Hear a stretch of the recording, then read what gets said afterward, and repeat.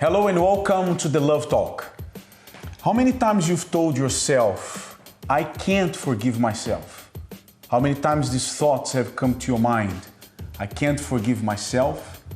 I don't think I'm capable of making any difference, or making any changes for the future. How many times you have blamed yourself for certain things that happened in the past. In today's program, we will tackle the root cause of these thoughts, of these feelings, of those of you who feel this way, that you can't forgive yourself, that you can't stop blaming yourself, that you can't let go of certain things that happened in the past, which, by the way, perhaps they're still playing in your mind. And this is something real, which many people go through. And that's the purpose of today's program, to help people realize that unless they overcome that, there is no way forward. And how many people, they are not happy in their love life today, and they blame themselves.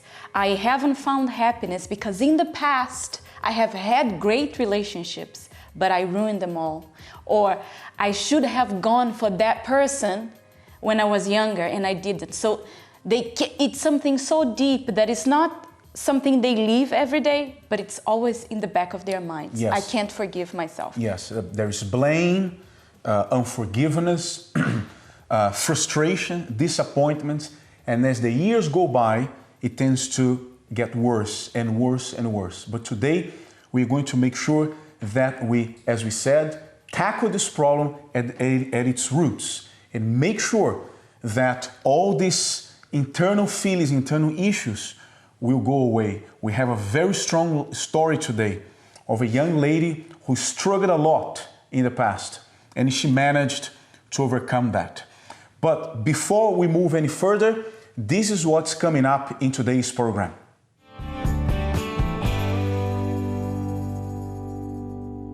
Coming up on today's episode, we'll be answering some more of your most intriguing questions on Dear Love Talk, so make sure you keep those questions coming in.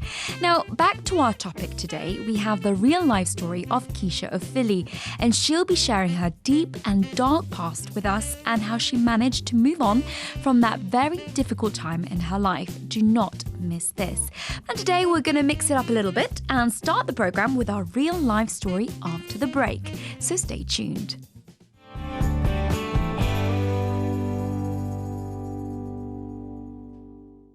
Hello YouTube, I am Rafa and this is Luke, and we are the presenters of the Love Talk show. And you can subscribe to this channel, like, share, and leave your comments below.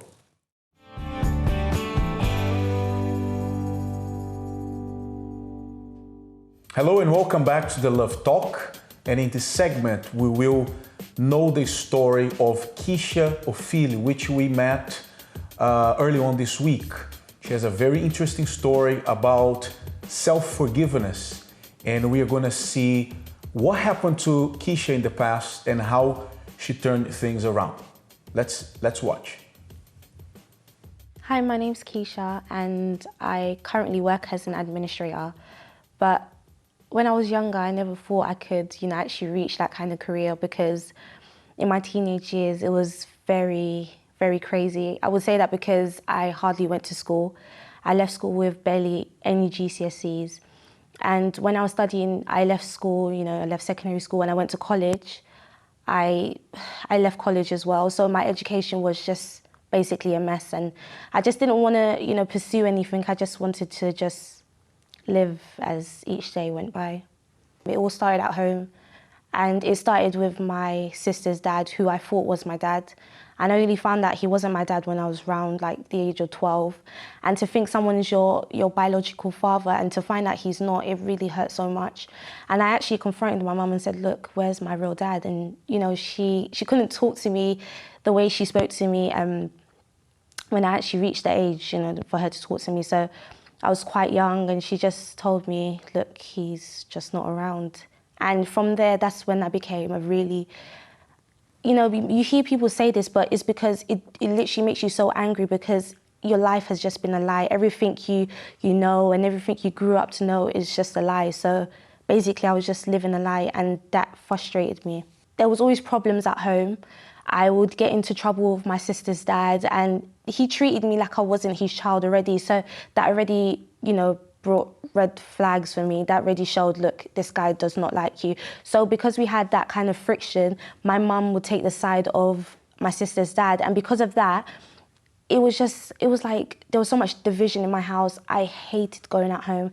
I hated being at home. And because I hated being at home, I was always out with my friends and on the street. And that's when it led to me just being wild. From a very young age, I was already dating guys who were like, from when I was in like year 7, I was dating guys who were in college. So I was very like out there. I didn't. You see, this is a problem many people face. Look at Keisha's life from a very young age. She had all these issues, all these problems in her family. But what was the first thing she did when she had the opportunity? Start dating. She went into a relationship probably thinking, like many people do, that a relationship will solve all the problems, solve all the love that she didn't receive from her father because he wasn't around, all of a sudden would magically appear from a boyfriend. And this is like a very cheap patching, okay? When you have a hole, when you have an imperfection on a surface and you want to patch it up and you do it anyhow, it's not going to look good. So it's trying to patch that up with a relationship, thinking that you can solve that problem by moving into another relationship or friendship per se. Not realize that the problem is internal, right? So it's much deeper than that. And you can already see, before knowing the rest of the story, that this does not look good. That this is not going to end up very good. But let's continue watching. Let's see. I didn't care. But with me, I would lie about my age. I would lie to guys about my age and so on, just because I wanted that attention. Like, I didn't have it at home. I didn't have a father figure at home. There was no male, figure for me to look up to. So these guys were like my escape for me to talk to them. And because they were older, you had that sense of maturity. You had that sense of like protection. So that's why I would run to these guys. I would sleep with guys who had kids, who had a family already. I would be in a relationship, but then I would sleep with other guys as well. Like, I was just, literally, I did not care. It was like the guys who were more attached to me than me attached to them, because I was just all about, I just want to do what I have to do and then just go, because I'm not here to be in relationships, because relationships, I knew was just like, it wasn't my thing. So I was just like, I just want to do what I have to do, and then once it's done, then I'm just going to go. There was one relationship that I had, it lasted 3 years. So that relationship, and that's the one where, that's where I actually found hope. I found help, because I went to a place where I found things changing for me, like my life started to change. But then after I left this place, like, that's when things started to go wrong for me. So I broke up with this guy, and then I met another guy that I knew before him. And then when I met him, I started to date him. But then I just knew he didn't like me. I knew that he just was using me. So I had that in my mind. So because he was just there using me, my aim was just to have him on the side whenever I needed him. And that relationship went on for 6 months. But what in between that 6 months, I was seeing many, many, many, many different guys at the same time. It was like, okay, if I can't find happiness here, if I can't find what I'm looking for here, I don't want to let this relationship go, but maybe let me go and find something else. Maybe I can find happiness there. And if I do find that happiness there, then I will let that relationship go. But the thing is that I couldn't find happiness anywhere. I couldn't find, it was just something in me that was missing. Like, it's just like, when you lose your phone, your phone's missing. That's how it was for me. There was something that was missing, and I just couldn't feel that little missing piece. So that's why I would be in one relationship to another. I would do so many crazy things. On the outside, I looked like everything was okay. Like, I would go partying, I would drink, I would smoke, I would get tattoos, piercings. I would do everything. People were like, Keisha, I want to be you. But then inside of me, I was so empty. I was so empty. Like, you see these girls, you're like, wow, like, she looks like she's on top of the world. That's how I was, but I was worse than anything you could ever imagine. Because I was at that age, my mum, she looked at me and she's like, I can't control you anymore. And when she said that to me, I was like, I didn't know what to say. My mum said she couldn't control me anymore. So when she said that, she knew that there was nothing she could say or do that would change anything. And plus, my mum attends the same place that I, attended. Because when I was going there, I invited her to come because I saw a change. But then after I left and she stayed, so she could see that, Keisha's not the same. There's something wrong with Keisha. Like, I would come home at 3 a.m. in the morning. Sometimes I wouldn't even come home. And it was just like, yeah. So 17 to 18, I was still with someone. I was, in a serious relationship with him.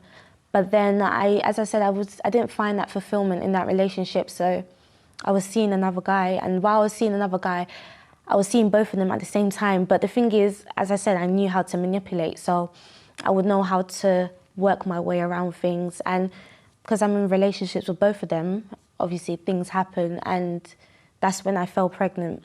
And so let's just quickly highlight something here, very important, which is the fact that when a person is not well inside, when a person is not well within himself or herself, many people tend to do what she did, go wild, right? Behave in ways that, in her mind, perhaps would bring some sort of relief. Not knowing that makes it worse, punishes oneself even more. It's like she was punishing herself. She was mistreating herself, jumping from one relationship to another, treating guys the way she was treating, to the point where she was treated the way they were treating her. Right? And she kept going from one place to another, one relationship to another, etc., because of those internal issues. So Keisha was a person whose structure was completely vulnerable, weak. And because of that weak, vulnerable structure, that's how she behaved. Thinking that by doing those things, she was getting somewhere, however, realizing at the end of the day that it wasn't taking her anywhere, but rather making matters worse. And one thing that I find it very interesting what she said, because many women, they do think like that. When she said, I could manipulate men. Yes, it felt good because all the power was, I said when I would see him. So all the power in their relationship was with her. But you see, many women, they even pride themselves in the fact that I can have whoever I want, whenever I want. Yes, I do whatever I want. I will sleep with as many guys as I want because that's what men do. Many say that. And yet, she was doing all that and she wasn't happy. Yeah, meaning that unresolved issues will lead you nowhere, will take you nowhere, will make matters worse. Wherever you go, whatever you do, I've even talked to people who, in order to overcome these internal issues, they, differently from Keisha, they took courses. I remember talking to this lady who today she's in her, I think, early 50s. By the time I spoke to her, she was in her late 40s. She should take courses. She said, I have lots of diplomas because, I was trying somehow to forget what happened to me in the past. She was abused in the past. She couldn't forgive people and she couldn't forgive herself. So she was trying to deal with those issues by taking up courses and diplomas, and she has several diplomas, but the issue was still there. Only when she realized that she had to deal with those internal issues first, right? So let's continue watching Keisha's story. It came to the worst point because it's like, Keisha, what have you come to? Because I didn't even know who the father was of the child. So as soon as I found out, the only thing that came to my mind and the only thing I felt was fear. I was so afraid. The first thing first was that I didn't know who to tell, which guy to tell that, look, I'm pregnant. I didn't know who to run to. And I couldn't tell my friends, I couldn't tell my family, so I was just alone. And that moment, I made the decision by myself. I didn't consult none of the guys. I just told them, look, this is what I'm doing. So I had an abortion, and yeah, it's not because, oh yeah, it's fun to get abortions, or because that's the way. It's because of the way I was living. That's how things actually happen, because that's the last thing I would ever think of. And because I was living such a reckless life, I never thought that, stupidly, like, obviously you can get pregnant, and what would I do then? So honestly, I was just, it wasn't my plan. I was young. I had my whole life ahead of me. I was thinking about so many things. I was like, would I be able to go to college again? Because I was planning to go back to college, but I was still out of college. Would I be able to go to college again? Like, I don't have a job. How would I be able to do this? And the most important thing is, who is the dad? Like, who's the father of this child? If I was to have this child, who's going to take care of it? I wanted someone to tell me, like, everything's going to be okay. I wanted someone to just be there for me, because I literally had no one. It was just me going through, I was 17, going through an abortion alone. It was, yeah, a really bad place to be in, yeah. So I told both guys that I'm pregnant, and one of them reacted very happily, like, yeah. But then when I told him I had the abortion, things went sour. And the other one was like, we got to get this abortion as soon as possible. After taking that decision, I don't know, it just made me feel like, I just felt depressed. I was very depressed, because I just thought, is this what I've come to? Like, that's something that I will never ever think of doing. And to do that was just, I could not forgive myself. Honestly, I couldn't forgive myself. I constantly beat myself up and say, why would you do this? And why would you allow this to happen? So, then what happens? Questions, guilt, the feeling of guilt, right? Mm-hmm. That guilt feeling. Questions about herself. You see, will I be able to do this? Can I do that? Am I capable of? In other words, after that period of, living that way, thinking that, moving from one relationship to another and being with different guys would solve the problem. Now she realizes that it's not the way it was supposed to be, right? And the guilt comes, right? Not being able to forgive herself, not being able to move forward. I believe after the abortion she mentioned and struggling with depression, I think it enhanced the feeling, and that's when a person really, really punishes himself even stronger, because, as we mentioned before, it's something internal. It's something that was there for a long time. And that is exactly what happens to many people. They are trying to solve an internal issue with external means, and it doesn't work.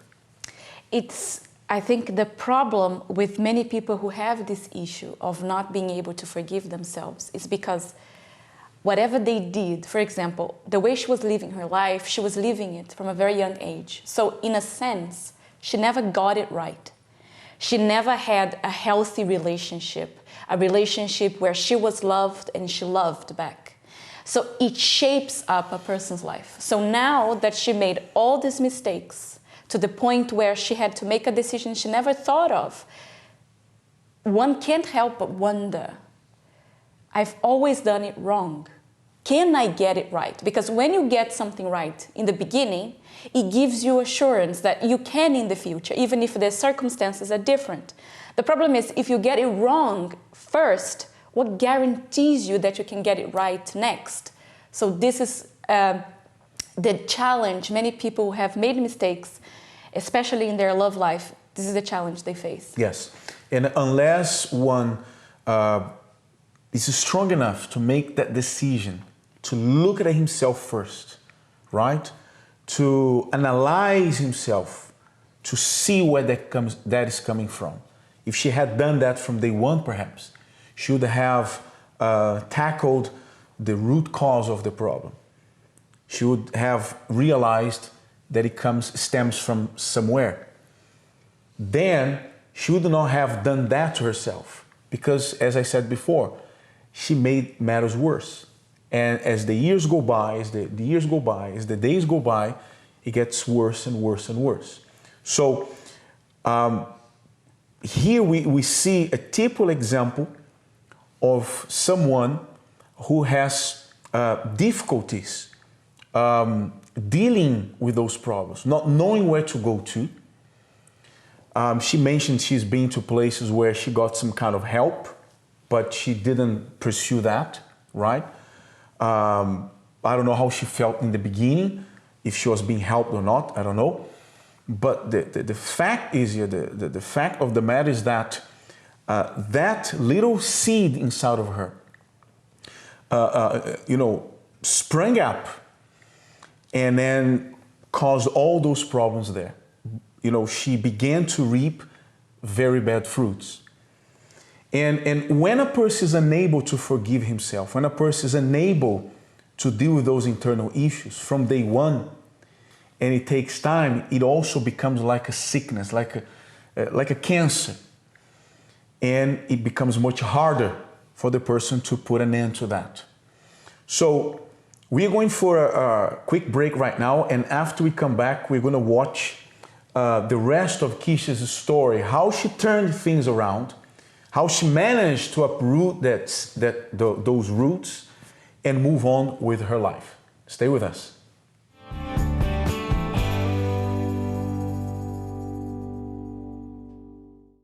Hi YouTube. Did you know that we hold a seminar called Love Talk Live every Thursday, 8 p.m.? That's right, at the address below that you can see, and it's completely free. And there we talk about similar topics of the ones we talk about here on Love Talk Show.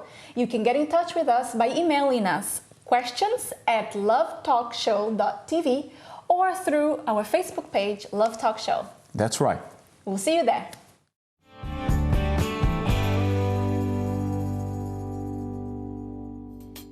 Hello and welcome back to the Love Talk, and today's topic is about forgiveness.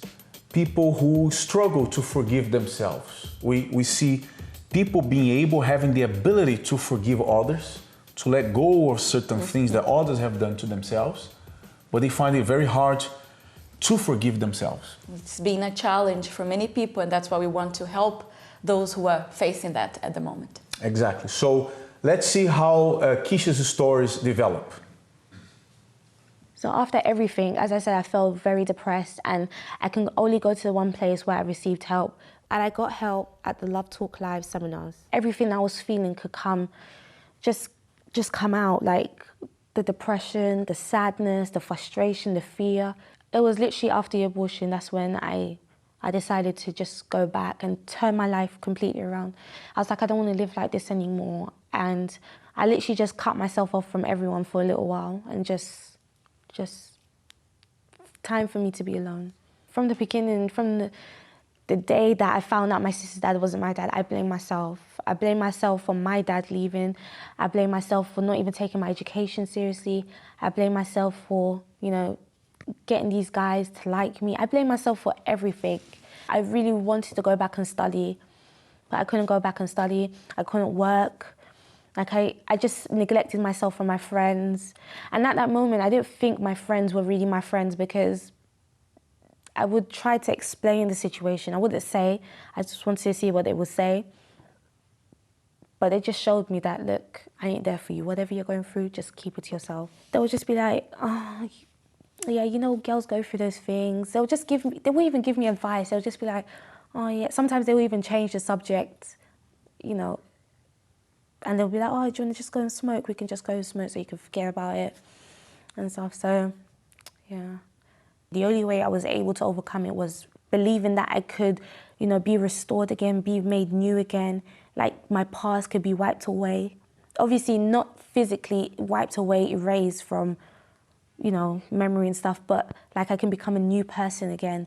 From there, like my life, I have been going through a lot of ups and downs, but honestly, it's been the best decision that I ever made. And this was like 2 years ago, but it's been the best decision ever, because from there, I have never looked back. I've never looked back. with the guys that I was seeing, I used to go on a lot of dating apps. I used a lot of dating apps. I deleted all those apps. I deleted all the people on my Facebook, on my Instagram, all my social media accounts. I deleted them, and I deleted numbers. And the guy that I was with, I broke up with him. He asked me why, and I said, because I'm not ready to be in a relationship right now. And I explained to him what I was doing, and he respected it. He actually did respect it. But the other guys, like literally, I had to just completely just start fresh. I blocked so many people to a point I had to change my number because blocking them wasn't going to work anymore. So I had to change my number, just completely start fresh, like start anew again. So after I got help through the Love Talk Live seminars, I started to fix myself because I knew I had a problem, a root that needed to be taken up and thrown away. There was something within me, an inner issue that was within me that needed to be removed. So once I did that, I started working on myself more, started building up my confidence, and then I started working on my relationship with my mum, then started building a relationship with my family. And then my mum started to see a change in me more. And because of that, you know, my younger sister started following my footsteps, and then, you know, we both joined the same faith. So my family started to be united because of my change. And then through that, like years later, I then got into a serious relationship, which I am currently in now. And this is someone that is not just, oh yeah, maybe we'll get married one day, or maybe we'll just see where things go. This person, I'm certain that things are gonna, you know, be permanent. Like, it's a relationship where we can grow together, we can learn together. And the best thing is we're in the same faith, so it's like, what more could you ask for? Because I changed, things, you know, things change. And because I was a different person, I saw things in a different way, I wouldn't just go for anybody. I wouldn't settle for anything less. I had value. I valued who I was. I valued myself. So I wouldn't just go for anyone. I would pick who I wanted, someone who was going to help me to grow and someone I could help to grow. The way I learned to forgive myself was to remember that I am a human and I will make mistakes. And the thing is, it's like, what I remember was that if I allowed these problems to continue in my life, then these problems would have gotten rid of me. Like, something would have happened. Possibly, I was suicidal as well, so I could have taken my own life. So until the point where I came to the realization that, look, I can receive help. You know, I can change. And everything I am going through is not permanent. Then that's when I could move forward, because you know, when you've been through such a hard past, when you've been through so much, to forgive yourself is the last thing that you want to think of. Like, the person you always want to blame is yourself. You don't want to blame anyone else. You want to blame yourself for the problems. So what I had to do was that I had to stop blaming myself, and I had to really learn to forgive everything that I'd done, forgive myself before I could forgive anyone else, because I had grudges towards people, but I couldn't forgive those people if I couldn't forgive myself. First of all, I would say that you have to forget your past. And people may think, like, how can you forget your past? Forgetting your past as in forget everything that is wrong, anything that... Because when you remember something bad, it does put you down, it does put you in a bad mood. So forget everything that puts you in that kind of mood. Forget everything that makes you feel low, that makes you feel like you're not good enough. All those negative thoughts that tell you, look, you're not going to do it, you're not going to make it, you're worthless. All those thoughts, they're just lies. Because when you overcome those thoughts, when you rise up to those thoughts, like, you actually see that, look, I am something, like, I can make it. Like, those thoughts used to come to me all the time. I used to think that I'm nothing. I used to think so low of myself. But then when I started to see that I wasn't the cause of any problems, when I started to see that everything that happens, they happen for a reason. And, you know, mistakes happen. I am a human being. Like, things will happen. You will make mistakes.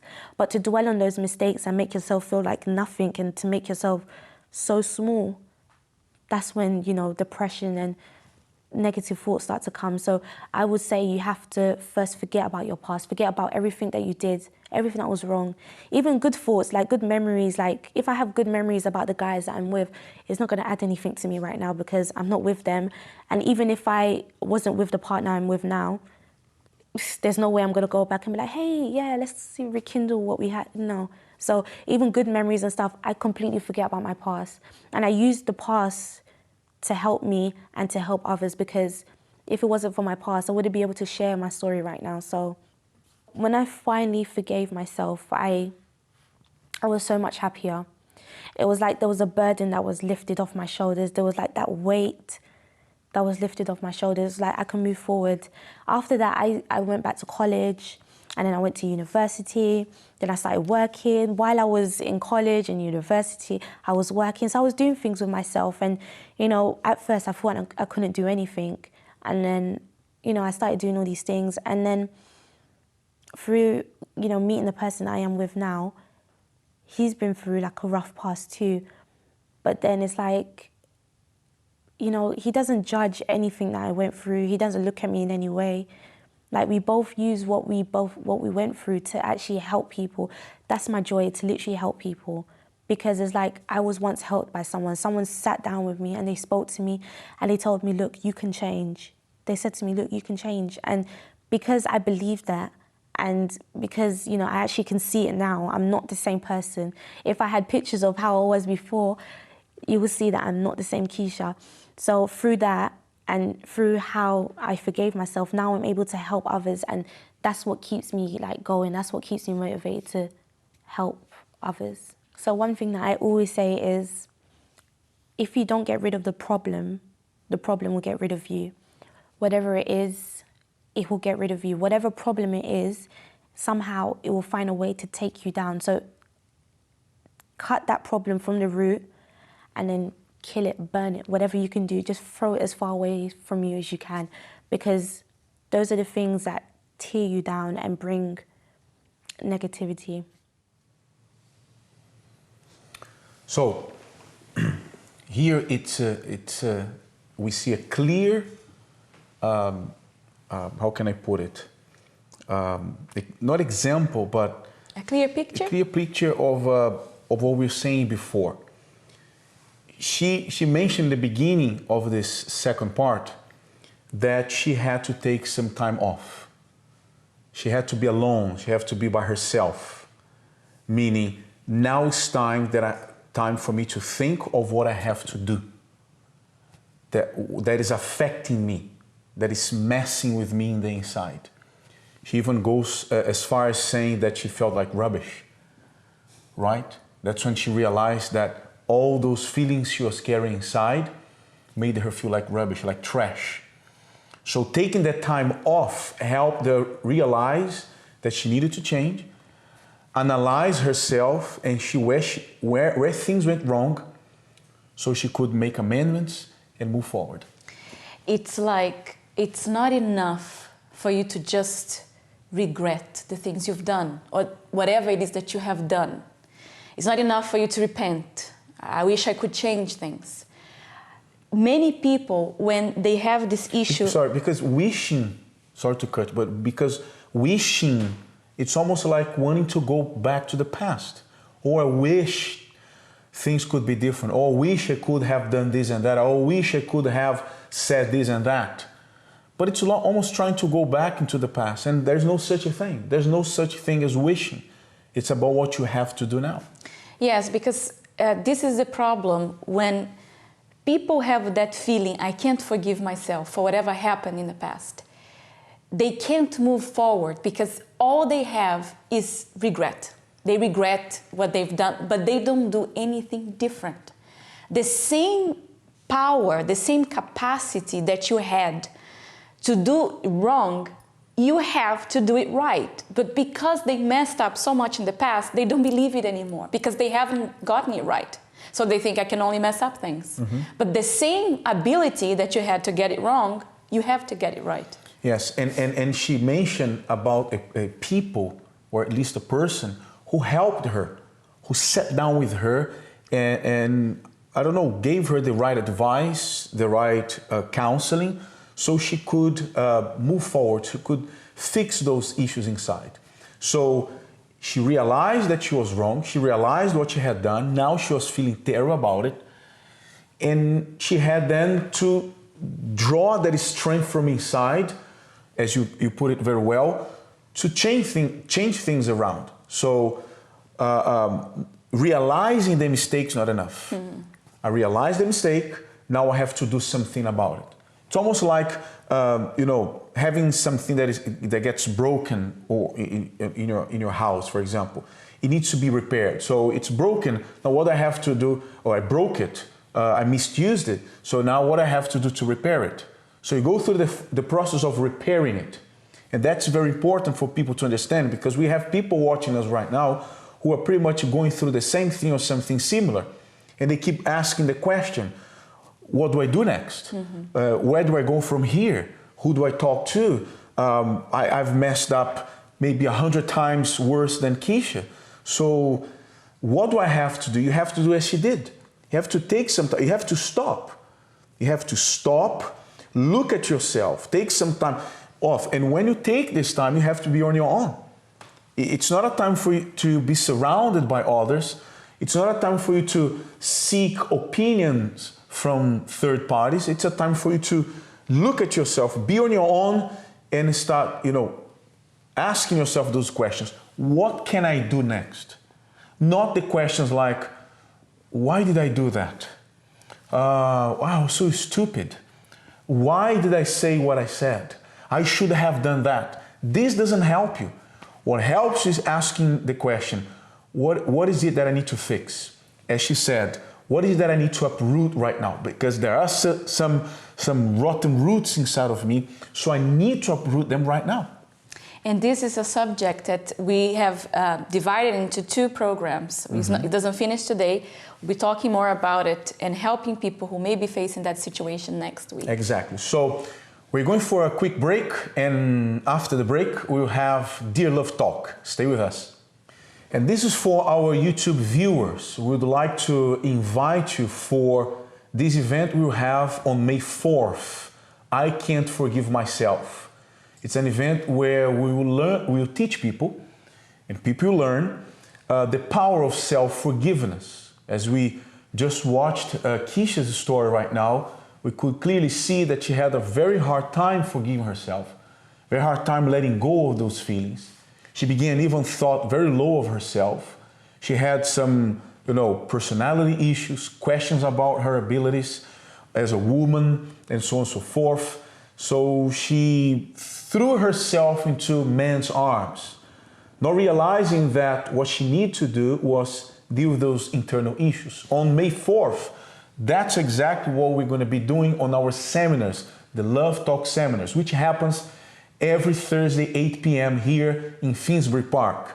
It's one thing that Keisha said that is really interesting. She said that when she was at her worst, it seemed like she didn't have any friends because they wouldn't help her, they wouldn't give her any advice. They would just say, that's how it is. But sometimes it's not that the person is not a friend, it's just that a person can only give what he has. And sometimes your friends don't have what to give. So it's important that you look for someone or some place that can actually give what you're needing right now. And that's what we are offering on May 4th through this event, I Can't Forgive Myself. Exactly. So come, you can come yourself, invite your friends, invite people who you may know in your circle of friends, family members, and neighbors. People who struggle with those feelings. They can't forgive themselves, they can't let go of the past, they punish themselves for what they did. Some of them, they think this is it, this is the end of the road. Now, and they appeal for other things. They seek elsewhere whatever they can find, whatever they can lay hands on in order to cover those big holes or fill up those holes they have inside of them. Okay, so May 4th, I Can't Forgive Myself event at the Rainbow Theatre, 232 Seven Sisters Road, Finsbury Park, here in London. We wait for you there, and it's going to be a great event. At 8 p.m. At 8 p.m., that's right.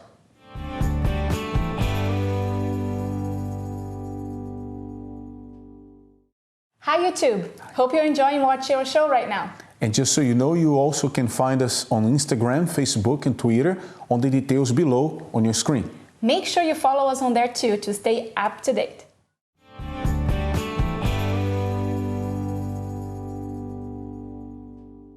Hello and welcome back to the Love Talk, and right now it's Dear Love Talk. Yes. where we answer to your questions, concerns, doubts, or maybe you're seeking guidance in regard to your relationship or your love life. You know, so many people nowadays, they go through difficulties in their love life, and they ask their friends, their family advice, but they sometimes don't get the advice that helps them. So that's why we have created the segment in the program to have your questions answered. Maybe you have a very specific question, some problem, something, some doubt you have in your love life, in your relationship, and you'd like us to answer you. You can email us at questions@lovetalkshow.tv. That's right. So this segment has the intention, the purpose of helping you. As she was saying, sometimes we seek help in the wrong places, sometimes the wrong people, not necessarily bad people, but people who perhaps don't have what it takes to give you the right advice. So we're here to do our best to answer those questions and help you in the best way possible. Okay? So let's go with the first question then. The first question is, how do I know my partner is marriage material? How did you know I was marriage material? With you is, I think, the first thing, you see, each case is different. Now, you can't generalize and say, if this happens, then the person is marriage material. It depends, it varies. But I think with you, for me, what made you marriage material at first, before I even really knew him, was the fact that you didn't rush our relationship, you know. You were very patient in the sense that, you know, although you had feelings for me, we were friends. So it wasn't something, okay, let's date already, let's get engaged, or let's... So there was time for me to know, to kind of know you, who you were.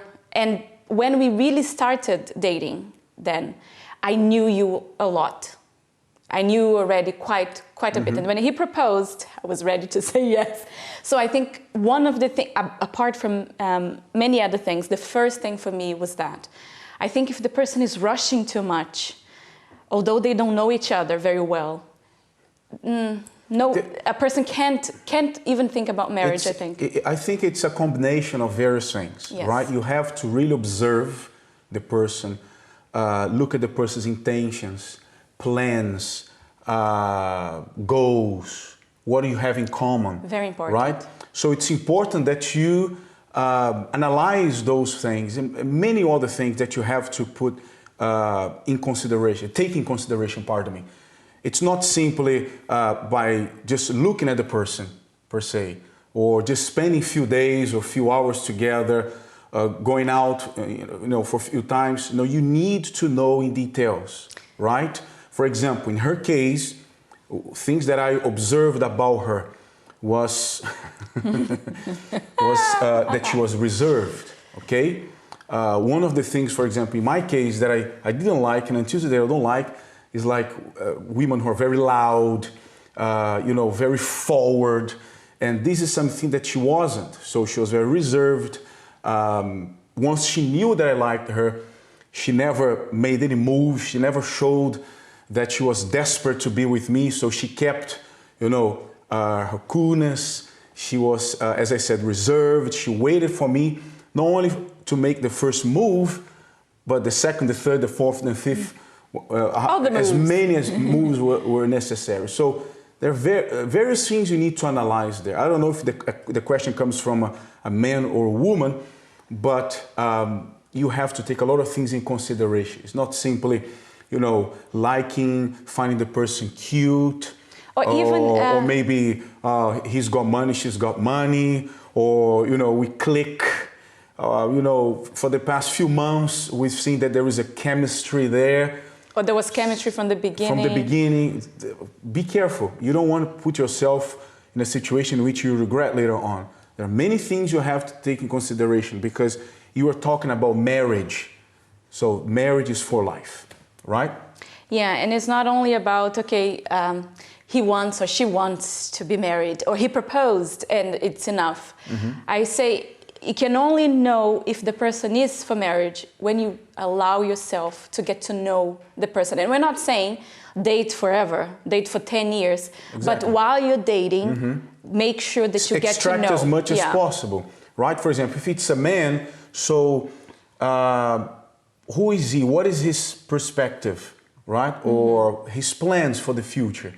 You know, one thing that I learned with my father, for example, I will never forget this. He used to tell me, if you want to take a woman out of her parents' house, make sure you give either the same or at least, you know, the same or even better than what her parents are offering her. So if you have a partner, you know, a man that you're considering husband material, then he's going to offer you not only luxury, but protection. We will be there for you. He will be the man of the house. Do you see him as a man who you lead or simply a young man, a boy? Is he someone you can trust, for example? Yes. Do you trust? So it's many things to take into consideration. Yeah, lots of things. So let's go into the next question now. What are the 3 top things to maintain a healthy relationship? The 3 top things to maintain a healthy relationship. Well, there are various things that you can use to maintain a healthy relationship. But I can say one of the things is communication. Oh, yes. Communication is vital, is paramount. No communication. But when we talk about communication, we're not just simply saying when you talk and, you know, while watching TV or while driving, you know, while, you know, riding the public transportation. No, it's when you sit like we are here, you sit down and you talk. While one is talking, the other is listening. And the one who is listening waits for the one who is talking to finish. So the other can then, you know, say something. So this is communication. It's not speaking over each other. It's not, you know, cutting the other in the middle. It's not when in a rush. It's taking time to invest in this relationship because it's an investment. Yeah, talking effectively, because talking, most people do, but they can't, communicating effectively. They can communicate, but it gets nowhere. One other thing that I would say, I'll leave the third one to you, is making time for each other, which many couples, before they get married, they usually make time for each other. They usually go on dates. They make the time that they are together special. And after they are married, it kind of stops. Some people stop. So they never invest anymore on each other. Sometimes they have kids, so now, you know, everybody's busy. Both of them are very busy.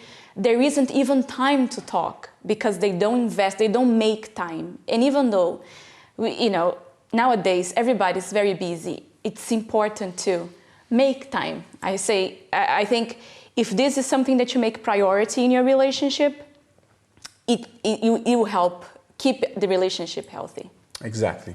And we see that when you make time for the other person, you are keeping the relationship healthy.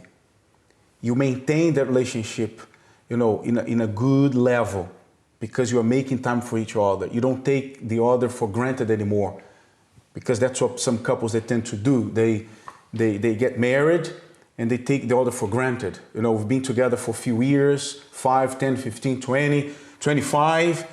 You know, she knows me, he knows me, and etc. So it's almost like 2 friends or maybe even strangers in the house. So these are 2 things that you can do in order to maintain your relationship health. What about the third one? I think one thing that's very important, and we are always mentioning that on our seminars, is to meet the other's need. This is when usually relationships start going wrong because I have my needs, you have yours. If I think about my needs, whether you are meeting them or not, all I see is whether I have what I need from this relationship and I forget about yours. So you neglected. Once you're neglected, for sure, you're going to start neglecting me. So to be concerned and to make the other's needs a priority, I think that really helps keep the relationship. There must be compromise. So okay? A compromise, so that you don't step on each other, right? You don't only think about yourself, become selfish, but you meet, as you put it very well, you meet the other's needs. So communication, right? What else? Making time Making for each time other. and compromising. Okay. So if you want us to answer to your questions, you send your questions to questions at lovetalkshow.tv, and we'll be more than glad to answer to your questions and help you overcome those barriers in your love life. Keep them coming.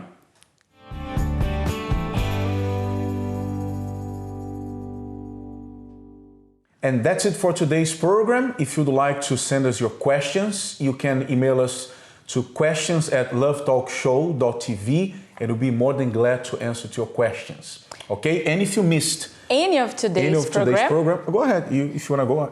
if you miss any of today's program, She you can wants to head talk. over to our YouTube channel, Love Talk Show. That's right, guys. Until next time, take care. Bye-bye. Bye-bye. And that's all for today's Love Talk show. Be sure to tune in next week to learn more on how to love intelligently.